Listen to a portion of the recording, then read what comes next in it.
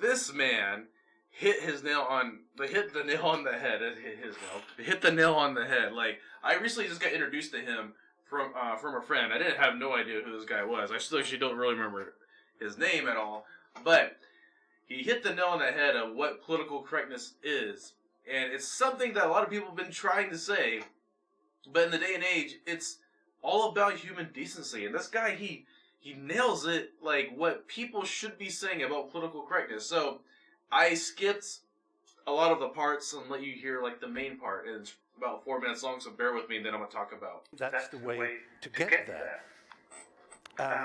I believe one of the greatest human failures is to prefer to be right than to be effective.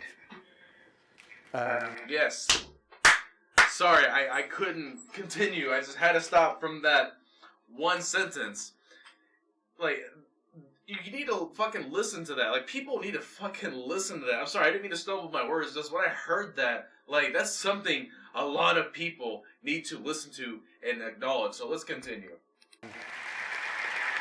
And political correctness is always obsessed with how right it is without thinking of how effective it might be.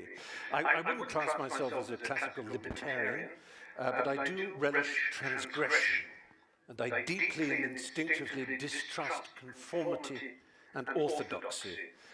Progress is not achieved by preachers and guardians of morality, but, to paraphrase Yevgeny Zamyatin, by madmen, hermits, heretics, dreamers, rebels, and skeptics. I may be wrong. I hope to learn this evening. I really do think I may be wrong. But I am prepared to entertain the possibility that political correctness will bring us more tolerance and a better world. But I'm not sure. And I would like this quotation from my hero Bertrand Russell to hover over the evening. One of the painful things about our time is that those who feel certainty are stupid, and those with any imagination and understanding are filled with doubt and indecision. Now, okay, sorry, I had to stop it again, because I've actually heard this a lot, like, growing up, right? Those who are truly stupid will always think they're right, no matter what you tell them, no matter what facts you bring up, whatever. But those who are smart will always have curiosity. Those who are smart will always question.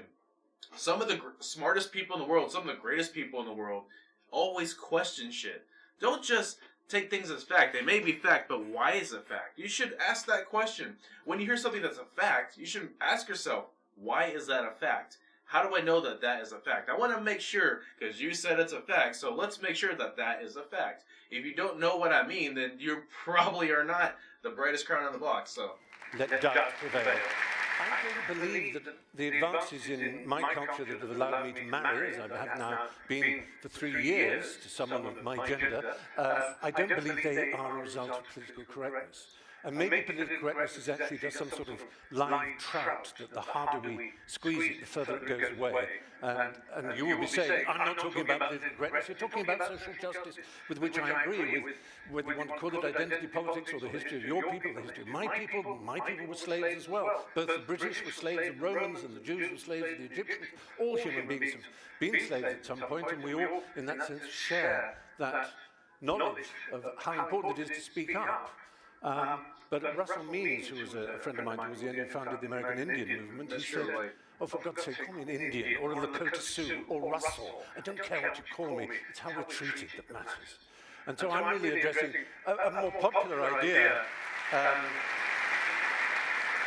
Also, actually, in Barrow, Alaska, and the Inupiat said, call me an Eskimo. It's obviously easier for you, because you keep mispronouncing Inupiat. You know, words do matter. I'll just end with a quick story.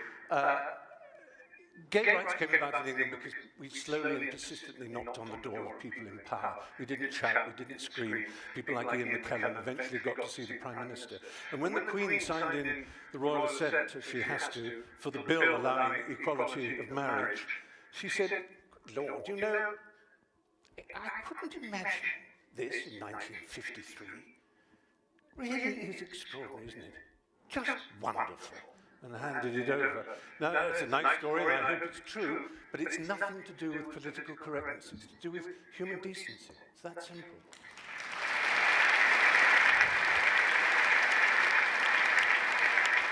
gotta stop right there. So, yeah, like, shouting doesn't really do anything. Like, when people solely believe that they're right, you're not gonna do anything to change their mind whatsoever. But, what you can convince people why you're right. Instead of, like, we have these political correctness people, these SJW people, always trying to shout, always trying to make their voice loud. But trust me, when you're loud, like, yeah, you look like an idiot. Like, most of the time. You can be loud, and people are going to pay attention to you, but they're not going to think much of you. They're just think you're kind of annoying. But when you show human decency, and you show this is right, this is what we should be doing, you may be able to change people's minds. But showing hostility will never change people's minds. Like, trust me, just showing hostility will make people want to defend themselves even more. And that's something that the SJW community just doesn't understand. Be loud and be proud. Yeah, you should be proud of yourself, but do you have to force people to believe what you believe? There is a fine line between human decency and education. Some people just don't understand something that's a fact, so they need to understand something that's a fact, so they need to read upon that fact. Or, people can have their own conclusion and their own opinion, and that's okay, as long as they're not physically hurting anybody, it's a-okay. And in this day and age, in this world, you need to have thick skin to live. You really need to fucking have thick skin. You're gonna run into people that will say shit that will bother you, and you have to have thick skin. I had to grow thick skin. It's just what happens. I was in the army. People said some pretty brutal shit. I said brutal shit back. But at the end of the day, that doesn't really affect me because I have my own life to deal with. So you need to have thick skin. You can't be so sensitive about everything. And I understand. There's some things that people say that will annoy the living fuck out of you. Right? And I can give like a perfect example for me, right? So I'm Mexican. Well, at least I'm half Mexican. I'm also half Irish and half Scottish, right? But my father is Mexican. He's Mexican American, and that's how I grew up. I grew up with a Mexican family. I grew up Hispanic, and that's it. Most of my childhood was growing up with my Hispanic family. But when people always look at me growing up, and they ask me, "Oh, what are you? Are you white or Hispanic or whatever?" I told them, "Yeah, I'm Mexican American." Like, no, Mexican is not a race; it's a nationality. Blah blah blah. And I try to educate them. Whoa, Mexican is a race. We do have our own set of race. We do come from a specific people, a group of people. Yes, we are Hispanic, but we were also Mexican. I had to deal with that a lot growing up. So I had one side growing up always telling me, "Oh man, you're Mexican, yo, blah, blah, blah, blah, blah, blah." They would say it in Spanish or English, you're Mexican. But I also have another group of people that would be like, "No, you're not fucking Mexican. Mexican's not a race, blah, blah, blah, blah." I had to deal with that all my life. You know what? I didn't give a shit about what either people said. You know why? Because at the end of the day, it's how I grew up was what matters. It's how I perceived my race and how I perceived my life that matters. I'm Mexican American. I don't care what you say. That's just how I grew up, and that's how I'm gonna stick to. Because I really don't have time for that shit. I don't have time to go back and rewind my life and learn something new like that. No, I want to learn awesome shit. I want to learn how to build a rocket ship. I don't know how. I want to learn how to make my own video game because that'd be fucking awesome. I want to learn how to play the guitar. You know why? Because I never fucking learned how to play the guitar. Because these hands, they're so rough. Every time I hold the guitar string, I just can't seem to bend my fingers well enough to strum the guitar. It just doesn't happen. But I always tell myself every day, I plan to learn the fucking guitar. I don't have time to go back and reassess my life like that. I identify as a male. That's just who I am. Whatever. I don't give a shit about pronouns. I really don't. When I see someone, I think, okay, they're either a male or female, or they're probably transgender, which is some people are born hermaphrodites. That's it. And most people have a really confused idea of what gender actually means, but that's okay. I personally believe there are only two genders. That's just what I believe. I don't care what you say. That's just what I believe. Some people are transgender, but that's it. I'm just going to stick at that. But you have these political correctness people that they want to get angry about everything. About every fucking thing. What I believe shouldn't matter to you. And what you believe doesn't fucking matter to me. It doesn't fucking matter to me what you believe. Because at the end of the day, I don't know you. I didn't grow up with you. We didn't grow up in the same house.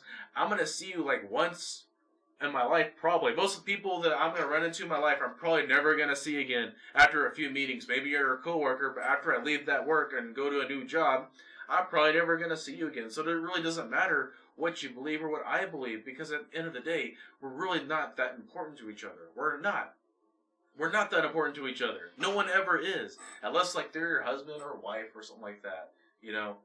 You should really, really, like, worry about yourself instead of worrying about what other people think. And that's what SJWs just don't really seem to understand when it comes to that regard. And I really hope that maybe one day people will actually realize that. You know, I swear to God, a second ago, I thought I heard something in my room, and I swear to God, I'm like the only person here. And that kind of creeped me out when I heard like a bag opening. But I swear to God, I'm the only person here right now. So it's kind of creepy. I'm sure it's nothing. If you guys saw something on the camera, please let me know, because I literally heard something right behind me. But there's nothing there. There can't be. No. Okay, I'm okay. I'm going to go for now, because that kind of freaked me out. I think what it was, the person upstairs that lives above me makes a lot of noise when I walk. So maybe that was that. Maybe. Yeah, that probably was it. I didn't mean to creep people out, but I swear to God, I thought I heard someone behind me, but it's probably just the upstairs neighbors that creeped me out. So anyways, guys, I'm going to go for now. Let me know what you think in the comments below. Don't forget to hit that like button or subscribe. I'll see you guys in the next video. Peace out.